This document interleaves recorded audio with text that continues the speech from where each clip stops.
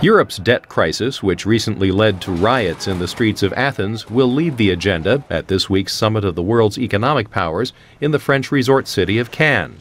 Last week's agreement by the European Union to enlarge its bailout fund and cut Greece's debt was expected to ease some pressure on the G20 leaders. But Monday's decision by Greek leaders to hold a referendum on the bailout throws the deal into question. President Obama had called the agreement an important first step, but said more work lies ahead. The key now is to make sure that it is implemented fully and decisively, and I have great confidence in the European leadership to make that happen. America's economic and political problems may also come up at the G20. Stubborn high unemployment has stifled the U.S. economic recovery. And partisan bickering has led to questions from other countries about Washington's ability to address its economic problems.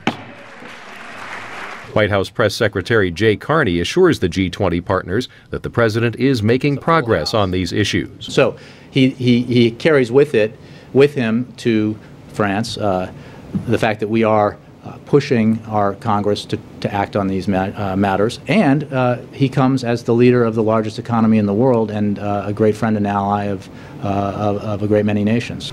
Another of Mr. Obama's priorities in Cannes is to push for greater access to overseas markets for American exports. We've got to get into a posture where the U.S. is always going to be a big market, and we're going to welcome goods from all around the world, but we've also got to be selling goods around the world. The president will continue to bring up the sensitive issue of the value of China's currency, according to Matthias Matisse, an assistant professor of international political economy at American University in Washington.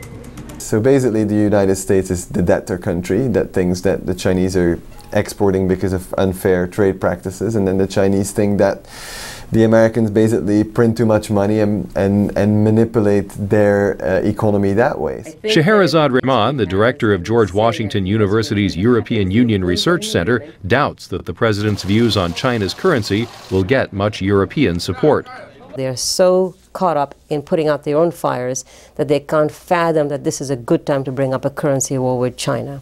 From President Obama's point of view, this is a good time so he can show the American people that, look, we are going to do whatever we can to keep jobs at home. These and other issues will be covered in just 2 days.